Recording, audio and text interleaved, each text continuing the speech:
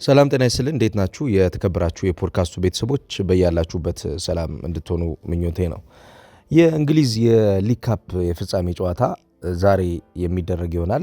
ይሄ ጨዋታ እንግዲህ በማንቸስተር ሲቲ እና በአርሰናል መካከል የሚደረግ ጨዋታ ነው። ለመጨረሻ ጊዜ ሁለቱ ቡድኖች በሊግ ካፕ የፍጻሜ ጨዋታ የተገናኙት የእንግሊዙ የኃይል ሰጪ የመጠጥ ፋብሪካ የሆነው ካራባኦ ስፖንሰር ሲያደርገው ነበረ። ይሄ የካራባኦ የፍጻሜ ጨዋታ በአርሰናልና በማንቸስተር ሲቲ መካከል 2018 ላይ ነበር የተደረገው። ያኔ ለአርሰን ቬንገር 8ኛ የፋይናል ጨዋታቸው ነበረ። እንዲሁም ለፔፕ ጋርዲዮላ ግን የመጀመሪያው የፋይናል ጨዋታው ሆኖ ነበር የተመዘገበው። በወቅቱ ማንቸስተር ሲቲ 3-0 በሆነ ውጤት በማሸነፍ የካራባኦ ዋንጫን ማንሳት ችሏል። ለአሰልጣኝ ፔፕ ጋርዲዮላ በቀጣዮቹ የውድድር ጊዜያቶች የቡድኑን ጥንካሬ በደንብ ያየበትና በተለይ በፍጻሜ ጨዋታዎች ላይ ስለሚኖረው አስተሳሰብ፣ በፍጻሜ ጨዋታዎች ላይ ስለሚኖረው አመለካከት በሚገባ የቡድኑን ቅርጽ የሰራበት ነበረ። አጉዌሮ፣ ኮምፓኒና ሲልቫ ያስቆጥሯቸው ኳሶች አርሰናልን 3-0 በሆነ ውጤት እንዲያሸንፍ ረድቶታል። በአርሰናል በኩል እንግዲህ ለአርሰን ቬንገር የመጨረሻው የፍጻሜ ጨዋታቸው ነበረ። የአሁኑ የብራይተን የፊት መስመር ተጫዋች የሆነው ዳኒ ዌልቤክ የዚህ ቡድን አባል ነበረ። መሐመድ ኤልነኒ፣ ፔር መርሳከር፣ ሲያድ ኮላሲናክ፣ እንዲሁ ሄክተር ቤሪን፣ ሽኮርዳ ሙስጣፊ፣ ሎሬ ኮሲልኒ እንደዚህ አይነት ተጫዋቾች በአርሰናል ውስጥ የነበሩበት ነው። የአሁኑ የሰንደርላንድ የአማካኝ ክፍል ተጫዋች የሆነው ግሬኒት ዣካም እንዲሁም በዚህ ቡድን ውስጥ እንደነበረ የሚታወስ ነው። በወቅቱ በማንቸስተር ሲቲ በኩል በፍጻሜው ላይ የነበሩ ተጫዋቾች አሁን በቡድኑ ውስጥ የሉም። አብዛኞቹ ተጫዋቾች በቡድኑ የተካተቱት ማለት ነው ከቡድኑ ጋር ተለያይተዋል። ነገር ግን ተቀያሪ ወንበር ላይ ከነበሩ ተጫዋቾች መካከል አሁንም በቡድኑ ውስጥ የሚገኙ አሉ። ለምሳሌ ፊል ፎደን፣ በርናንዶ ሲልቫ እና ጆን ስቶንስ ረዥም ጊዜ በቡድኑ ውስጥ የቆዩ ተጫዋቾች ሆኗል። እንግዲህ 8 ዓመት ሆናቸው ማለት ነው እነዚህ ልጆች በዚህ ቡድን ውስጥ ከተካተቱ።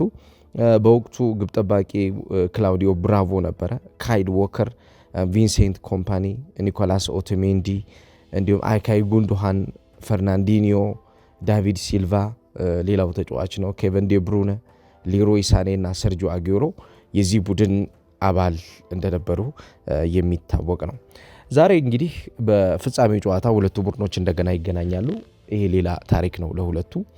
በተለይ ለሚጫወቱበት የጨዋታ ሀሳብ ተገዢ የሆኑ አሰልጣኞች እንደመሆናቸው ጨዋታውንም እንዲጠበቅ ያደርገዋል። በሀሳብ ደረጃ ያለፉትን የእግር ኳስ አመለካከቶች ከቀየሩ ሰዎች መካከል የሚገኙ ናቸው። መምህሩና ደቀ መዝሙሩ ልንላቸው እንችላለን። ፔፕ ጋርዲዮላ በአሰልጣኝነት ዘመኑ እንግዲህ ዋንጫ ማሸነፉ ብቻ አይደለም ትልቁ የአሰልጣኙ ስኬት የሚባለው።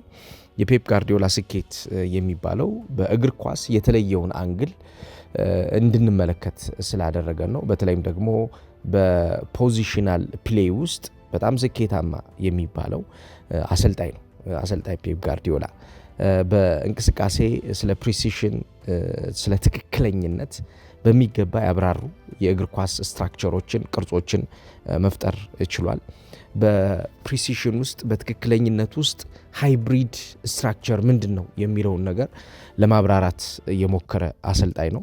ያንንም አብራርቶ በቡድን እንቅስቃሴ ውስጥ የተሻለውን ነገር ማዘጋጀት ችሏል። ከዛ ውጭ የዚህ አሰልጣኝ ትልቁ ኳሊቲ የሚባለው የ9 ቁጥር ሐሰተኛ 9 ቁጥር አጠቃቀምን በተለይም የመጨረሻውን የሜዳ ክፍል ለመጭመቅ ወይም ደግሞ ያን እንቅስቃሴ ይበልጥ ውጤታማ አድርጎ ተጋጣሚን በሚከላከልበት አደረጃጀት ውስጥ ውጤታማው ቡድን እንዳይሆን ያደረገበት አስተሳሰቡ በእግር ኳስ ፔፕ ጋርዲዮላን ብዙዎች እንዲያዩት በተለይም ከሀሳብ አንጻር በሀሳብ የሚሰጠው ነገር ከፍተኛ ስለሆነ ሀሳባዊ እንዲሆን በከፍተኛ ደረጃ እንዲቀበሉት አድርጎታል። በአርቴታ በኩልም ያው የጋርዲዮላ ተማሪ ነው። በፖዚሽናል ፕሌይ ውስጥ ያለ ሰው ነው። ሃይ ኢንቴንሲቲ ፕሬሲንግን ወይም ደግሞ ከፍተኛ ግለት ያለው የጨዋታ ጫናን ይፈልጋል። አርቴታ የፍሉድ ስትራክቸር የሚፈልግ አይነት አሰልጣኝ ነው። ከፔፕ ጋርዲዮላ ጋር አንድ የሚለያይበት ፖይንቱ ጋርዲዮላ አብዛኛውን ጊዜ ከፖዚሽናል ፕሌይ እንቅስቃሴ ተጫዋቾች ወደ እንቅስቃሴው እንዲሄዱ አይፈቅድም። እንቅስቃሴ ወደ እነሱ እንዲመጣና እንቅስቃሴውን ይዘው እንዲሄዱ ነው የሚፈልገው፣ ወይም ደግሞ ሽግግሮቹ ኳሱ እግራቸው ላይ ከመጣ በኋላ እንዲቀጥል ነው የሚፈልገው።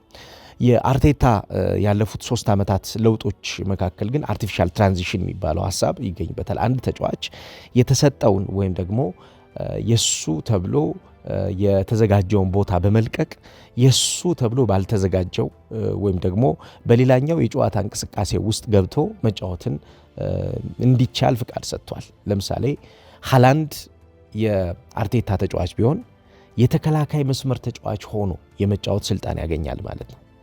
ሃላንድ የአርቴታ ተጫዋች ቢሆን የአማካኝ ክፍል ተጫዋች ሆኖ የመጫወት ስልጣን ያገኛል ማለት ነው። ይህንን በትልልቅ ተጫዋቾች ማለትም በነ ሪካርዶ ካላፊዮሪ፣ በትልልቅ ተጫዋቾች ማለትም በነ ማርቲን ዙቢሜንዲ ወደፊትና ወደ ኋላ እየመለሰ በማጫወት አብዛኛውን እንቅስቃሴውን የአርቲፊሻል ትራንዚሽን የጨዋታ ሽግግሮችን በማሳደግ አሳይቶታል። ለምሳሌ በዘንድሮ የውድድር ዓመት ከአማካኝ ክፍል ወደ ኋላ እየተመለሱ ከግብ ጠባቂ የመጀመሪያውን ጫና ተቀባይ ኳስ በመቀበልና ይህንን እንቅስቃሴ በመደጋገም ሁለቱ የአማካኝ ክፍል ተጫዋቾች ከሁለቱ የመሃል ተከላካዮች በተሻለና በበለጠ መንገድ ኳስ ማስተንፈሻ ኳሶችን የተቀበሉ ተጫዋቾች አሉ በአርሰናል። እነኚህ ተጫዋቾች ማርቲን ዙቢሜንዲና ደክለን ራይስ ናቸው። ለምሳሌ ባለፉት 3 ጨዋታዎች ላይ ብንመለከት እነኚህ ሁለቱ ተጫዋቾች ከግብ ጠባቂው ዳቪድ ራያ የተቀበሏቸው ኳሶች ከሁለቱ የመሃል ተከላካዮች እኩልና ተመጣጣኝ ነበር። ልዩነታቸው የ7.5% ያክል ብቻ ነው።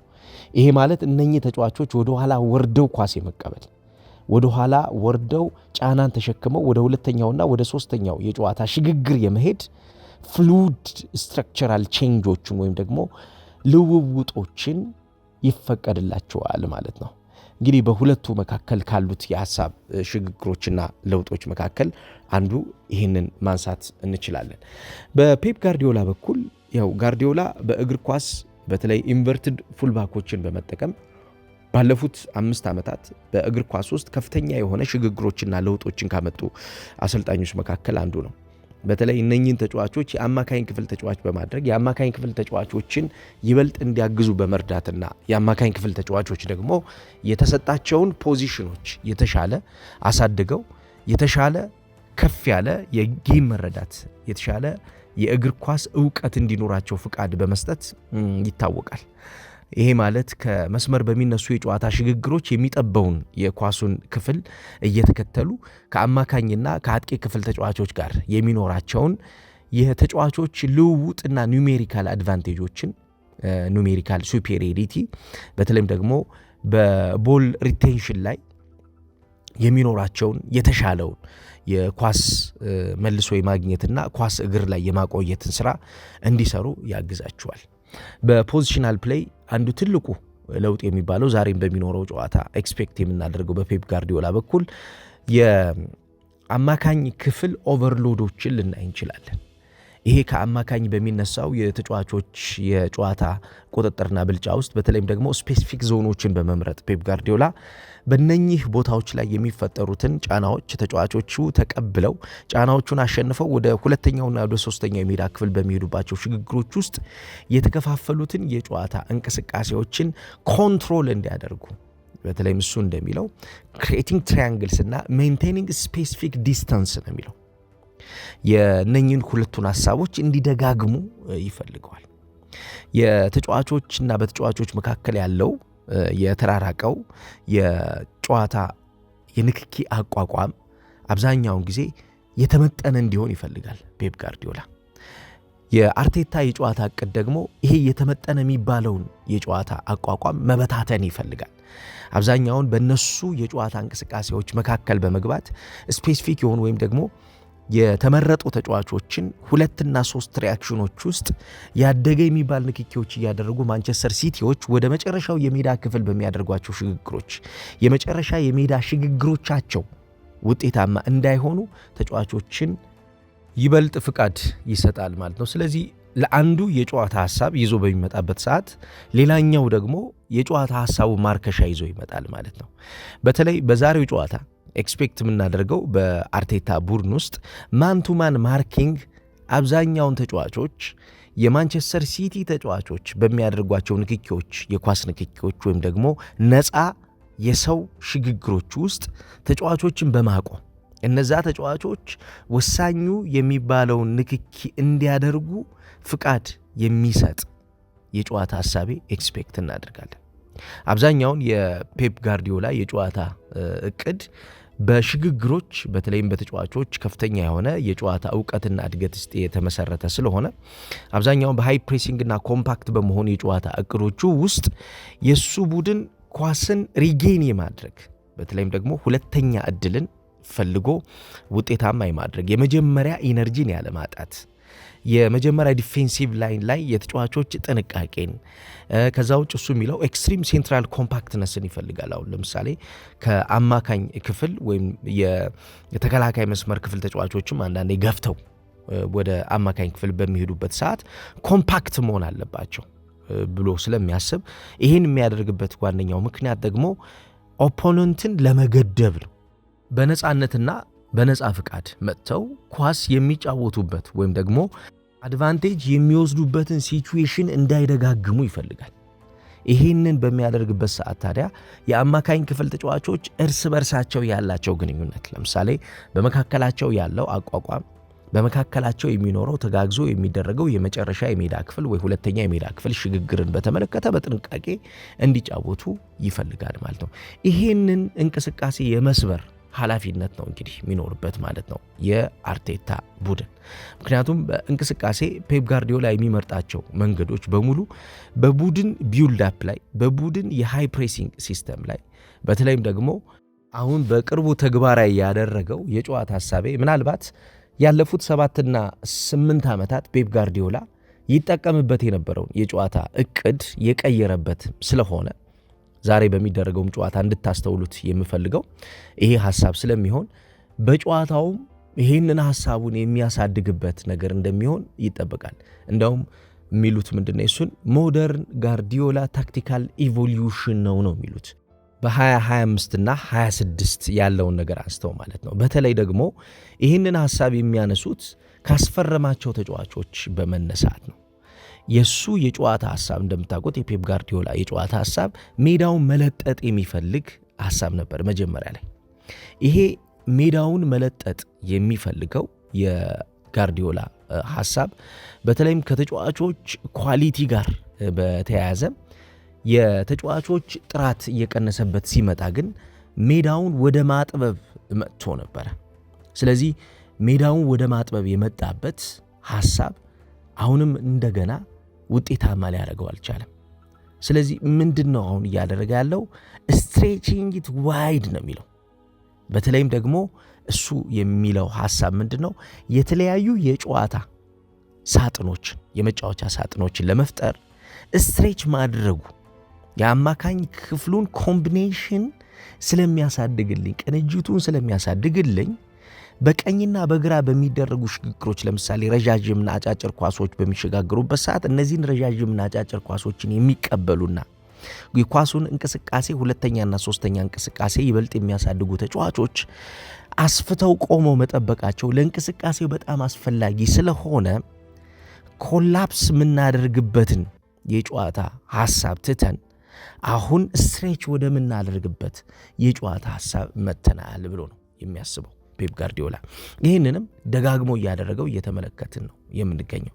በተለይ ደግሞ ሃይ ፕሬሲንግ ላይ አብዛኛውን ጊዜ የፔፕ ጋርዲዮላ የጨዋታ እቅድ የመጨረሻ የሜዳ ክፍል ላይ የሚገኙ ተጫዋቾች ጫና በሚያሳድሩ ሰዓት እነዚህ ጫና የሚያሳድሩ ተጫዋቾች ከአማካኝ ክፍል እንዲሁም ከተከላካይ መስመር ክፍል ተጫዋቾች ጋር አብረው የሚኖራቸው ግንኙነት የመጨረሻውን የማጥቃት እንቅስቃሴ ወደ ተሻለ ፍጹምነት ያመጣለታል። ለምሳሌ ሬይሊና ሮድሪ እንዲሁም ኤት ኑሪና ኑኔስ ፎደንና ሴሜኒዮ ሃላንድን ከጀርባ ሆነው ያግዙታል ማለት ነው።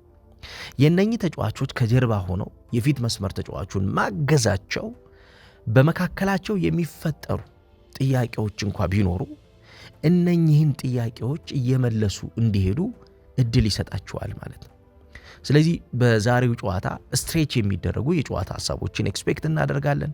የሚተጋገዙ የተጫዋቾች አቋቋሞችን በተለይም ደግሞ ወደ መጨረሻው የሜዳ ክፍል ላይ ሁለተኛው እና ሶስተኛው የሜዳ ክፍል ላይ የሚቆሙ የሚደጋገሙ የጨዋታ ሐሳቦችን ልንመለከት እንደምንችል ኤክስፔክት እናደርጋለን። ምክንያቱም ኮምፓክት ከሆነው የጨዋታ ሐሳቡ አሁን ወደ ተበተነው የጨዋታ ሐሳቡ መጥቷል ፔፕ ጋርዲዮላ።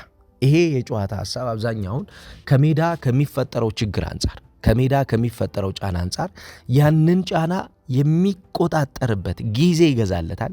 ያንን ጫና የሚቆጣጠርበት ቦታ ይሰጠዋል ማለት ነው። ስለዚህ የሚቆጣጠርለት ጊዜ ከሰጠው የሚቆጣጠርበት ቦታ ካገኘ ፔፕ ጋርዲዮላ ይሄኛውን የጨዋታ ሐሳብ ሊደጋግመው እንደሚችል በዛሬው የፍጻሜ ጨዋታ ላይ ኤክስፔክት እናደርጋለን።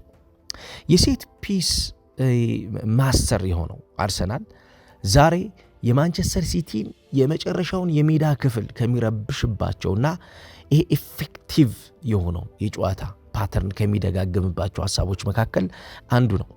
በዚህ ሳምንት ከነበሩ ተደጋጋሚ ሐሳቦች ውስጥ ለምሳሌ የቀድሞ የማንቸስተር ሲቲ የተከላካይ መስመር ተጫዋች የሆነው ካይ ዎከር ስለዚህ ጉዳይ ተጠይቆ ነበር። በተለይም ደግሞ ይህ የጌም ኦፕኒንግ ታክቲኮች መካከል አርሰናል የተቆለፈውን የጨዋታ እንቅስቃሴ ከሚከፍትባቸው መንገዶች መካከል አንዱ የቆሙ ኳሶች ይገኙበታልና ስለዚህ ምን ትላለህ ብሎ ጋሪ ኔቪል ይጠይቀዋል። ምንድነው የሚለው ለጋሪ ኔቪል የሚመልስለት የቆመ ኳስ ወይም ደግሞ የማዕዘን ምት ተፈቅዷል አይደል ይሏል። አዎ፣ ስለዚህ አርሰናሎች እየሰሩበት ያለው መንገድ ማስተር አድርገውታል ማለት ነው። ስለዚህ ክሩሻል ነው ለነሱ በጣም ወሳኝ ነገር ነው።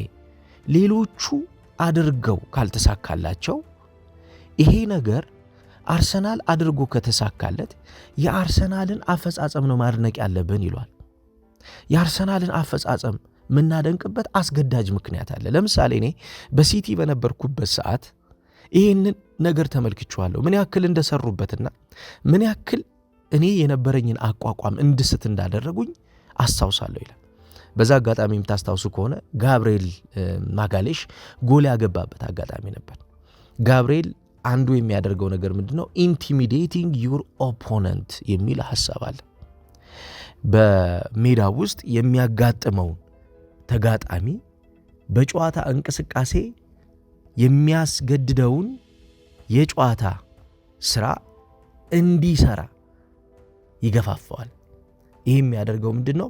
እንዲፈራ፣ ታይሚንግ ላይ እንዲሳሳት፣ ለስ ኮንፊደንስ እንዲኖረው፣ በተለይም ደግሞ የሳይዝና ፓወሩ በጣም ግዙፍ ስለሆነ ይሄ ተጫዋች በእነዚህ ምክንያቶች ከነበረው ሁኔታ ዝቅተኛ ተጠቃሚ እንዲሆን ነው የሚያደርገውና በዛ ሁኔታ ውስጥ አሸንፎኛል ነው የሚለው። በቃ ጋብርኤል አሸንፎኛል፣ ካሸነፈኝ በኋላ ሄዱ ጎልን አስቆጥረዋል። ይሄንን ማድረጉ ታዲያ ምንድነው ትክክል ያልሆነው ነገር? ታክቲካሊ እነሱ አይ ኦፕኒንግ የሆነ አይን የከፈተ የጨዋታ ዕውቀት ስለደጋገሙ ይሄን ነገር ያደረጉት ይላል። ስለዚህ አርሰናል ዛሬ በሚኖረውም ጨዋታ እንደዚህ አይነት አይን የሚከፍቱ የጨዋታ ታክቲኮችን ሊደጋግም እንደሚችል ኤክስፔክት የሚደረግ ነው። ለምሳሌ በ2025 እና 26 ላይ የአርቴታ አንዱ ሐሳብ ምንድነው? ይሄ ዊርድ ፕሬሲንግ ብሬኪንግ የሚል ሐሳብ አለው። ይሄ ሐሳቡ ተጋጣሚን ለመብለጥ ይዞት የመጣው አዲስ ሐሳቡ ነው። ተጋጣሚን ከሚበልጥባቸው ሐሳቦቹ ውስጥ ከፍተኛው አርቴታ ተጠቃሚ የሆነበት ከሚገኙት መንገዶቹ መካከል አንዱ ነው። ለምሳሌ ይሄ የጨዋታ መንገድ፣ ይሄ የጨዋታ ታክቲክ የሚሰራው ሐሳብ ምንድነው? የፓሲንግ ኦፕሽኖቹ ወይም ደግሞ የኳስ መቀበያ አቅጣጫዎቹ እንዲሰፉ ያደርጋል። ይሄን የሚያደርገው ከሚቆሙበት አንግል አንጻር የታፈኑ አንግሎች ካሉ ከነዛ ከታፈኑ አንግሎቹ ወጥተው ወደ ሌላኛው ወዳልታፈኑ የጨዋታ እንቅስቃሴዎች ተጫዋቾች ቶሎኑ ሙቭ እንዲያደርጉ እንዲሸጋገሩ ፍቃድ ይሰጣል። ለምሳሌ የቀኝ የተከላካይ መስመር ተጫዋች የሆነ ዩሪን ቲምበር አብዛኛውን በዚህ የጨዋታ ሐሳብ ውስጥ ስፔስ ይጠቀማል። ስፔሱን አብዛኛውን ጊዜ እሱ የሚፈጥረው ነው። ከዛ ውጭ ደግሞ የዲፌንሲቭ አታኪንግ ትራንዚሽን ላይ ከመከላከል ወደ ማጥቃት በሚደረጉት ሽግግሮች ውስጥ ያንን ወደ መከላከል መልሶ የሚያመጣ ወደ ማጥቃት እንደገና ደግሞ ተመልሶ የሚሄደውም ተጫዋች እሱ ነው። ስለዚህ ይሄ የጨዋታ ሐሳብ ዊርድ ፕሬሲንግ ብሬኪንግ የሚባለው አብዛኛውን በአውሮፓ እንደነ ዲዘርቢ አይነት አሰልጣኞች የሚጠቀሙት ነው። የተጋጣሚ ቡድንን ፕሬዠር እንዲፈጠርበት ፕሮቮክ ማድረግ ማለት ነው። ከሚያቅዱት ሐሳብ ወጥተው ወደ አላቀዱት ወይም ደግሞ ወደ አልፈለጉት ወደ አልተዘጋጁበት የጨዋታ ሐሳብ እንዲመጡ የሚያደርግ ነው።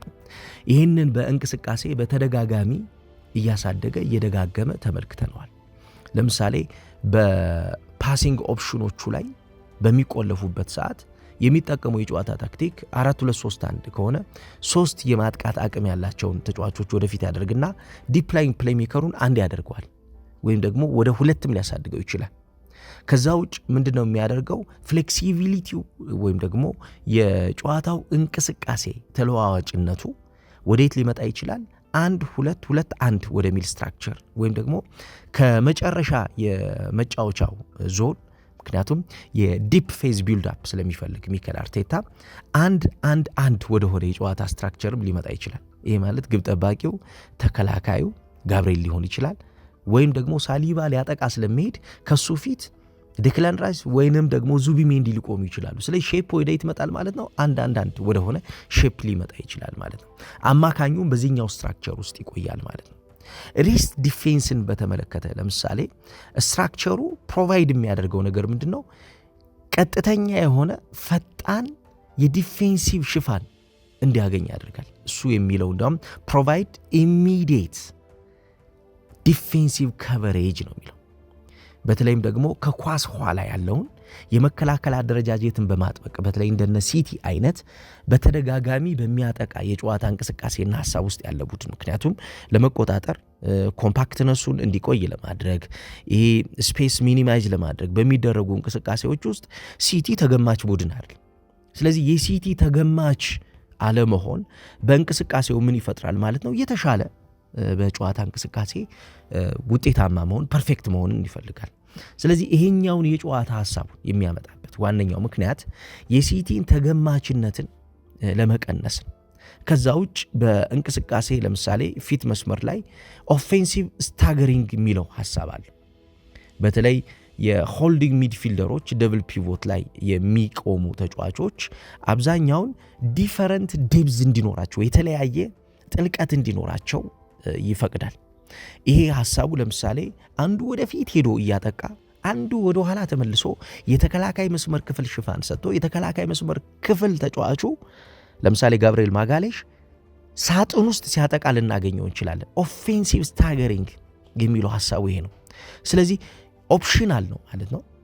ክሬቲንግ ቤተር ቨርቲካል ሌኖችን ወይም ደግሞ የተሻለ የቀጥተኛ አቀባይ የሆነው የኳስ ሽግግሮችን ይፈቅዳል። ቀጥተኛ የሆነ አቀባይ የኳስ ሽግግሮችን በሚፈቅድበት ሰዓት ለዛ እንቅስቃሴ ተጠቃሚ የሆኑ ተጫዋቾች እንዲዘጋጁ እድል ይኖራል ማለት ነው። ስለዚህ ለዛ እንቅስቃሴ ተጠቃሚ የሆኑ ተጫዋቾች እንዲዘጋጁ እድል የሚሰጥ ከሆነ መደጋገሙ እንቅስቃሴው ለሱ አዋጭ ነው ማለት ነው። ምክንያቱም በእግር ኳስ እንቅስቃሴ የተከበራችሁ አድማጮች አንድ ነገር መውሰድ ያለብን ምንድነው?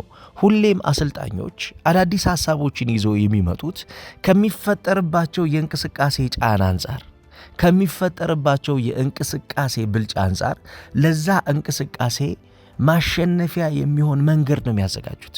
ስለዚህ ያን የማሸነፊያ መንገድን መደጋገም ነው ለነሱ ዋስትና የሚሆነው ማለት ነው። እንደ ሚኬል አርቴታ አይነት አሰልጣኝ ደግሞ አብዛኛውን ጊዜ የዘንድሮ የውድድር ዓመት ትልቁ ስኬት የሚባለው ሁሌም ቢሆን በእያንዳንዱ የጨዋታ ቀን አዳዲስ የእንቅስቃሴ ፈጠራዎችን ይዞ መምጣቱ ነው። አርቴታ ዳይናሚክ አሰልጣኝ ነው። በተለይ በጨዋታ አፕሮቾቹ ሁሌም ቢሆን መቆየትን ተመራጭ የሚያደርግ ነው። የጨዋታ አፕሮቾቹ በእንቅስቃሴ ውስጥ ባይሰሩ በቀጣዮቹ የጨዋታ ቀናቶች ግን የተሻለ ነገር ፕሮዲውስ እንደሚያደርጉለት ያስባል። ለምሳሌ በዘንድሮ የውድድር ዓመት የተከላካይ መስመር ተጫዋቾቹን የተስፋፊ የጨዋታ ሚናና እንቅስቃሴ እንዲኖራቸው አብዛኛውን ጊዜ ፈቅዷል። ለዛ ነው ሁሉም የተከላካይ መስመር ተጫዋቾች ከአጥቂ መስመር ተጫዋቾች በላይ የግብ ሙከራዎችን ለማድረግም እድል ያገኙት። ከመስመር በሚነሱ ሽግግሮች ከግራና ከቀኝ ማለት ነው የሚመጡ የመጨረሻ የጨዋታ ጫናዎችን ተቀብለው እነዛን የጨዋታ ጫናዎችን ወደ ተሻለ ውጤት በማምጣት ለአርሰናል የተሻለ እድል ፈጣሪ ሆኗል። ከአማካኝ ክፍል የሚነሱ ተጫዋቾች ወደ ኋላ በመመለስ ዳቪድ ራያ የሚቀበልባቸው የኳስ መስጫና መቀበያ ኦፕሽኖች እንዲሰፉለት አግዘውታል። ይሄ ማለት የተከላካይ መስመር ተጫዋቾች በሚታፈኑበት ሰዓት የተከላካይ መስመር ተጫዋቾችን አፈና የተለየ ሌላ የመቀበያ አቅጣጫ በመስጠት እንቅስቃሴው እንዲቆይ ረድተውታል ማለት ነው። ስለዚህ ትልቁ ነገር ምንድነው? በእንቅስቃሴ ውስጥ መፍትሄ በሜዳ ውስጥ እንዲፈጠር ማድረግ ነው። ከሚታፈኑ እንቅስቃሴዎች አንጻር አፈናውን አሸንፈው ከሚወጡባቸው ቀጣይ ሁለተኛና ሶስተኛ የጨዋታ እቅዶች አንጻር መስረት ወይም ደግሞ መጀመር ከሚፈልጉባቸው የተጋጣሚን አድቫንቴጅ ወደ እነሱ ከሚያመጡ ሐሳቦች አንጻር ሁሌም ተለዋዋጭነትና እድገትን የሚፈልግ አሰልጣኝ ነው ሚኬል አርቴታ። ስለዚህ በዚህ የውድድር ዓመት ፍጻሜ ደርሶ ይህንን ዋንጫ ማሸነፉ የሚገባው ነው።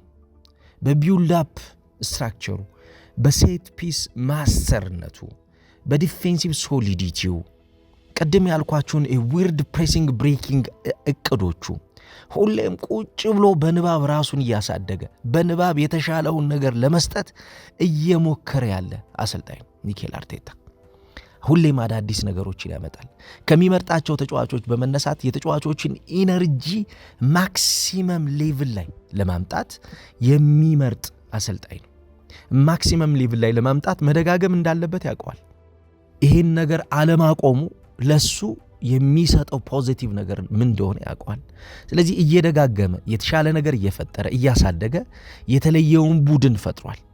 ቀጣይ የሚመጡት ሲዝኖች ለሚኬል አርቴታ የተሻለ ነገር የሚሰጡ ናቸው የሚባለውም ለዚህ ነው። ሁሌም ቢሆን አዳዲስ ነገሮችን ይዘው መጥተው እነዛን ነገሮች መደጋገም መቻሉ ማለት ነው። ስለዚህ የዛሬው የፍጻሜ ጨዋታ እጅግ በጣም ኤክስፔክት የሚደረግ የፍጻሜ ጨዋታ ነው። የተሻለ ፉክክር እንጠብቅበታለን።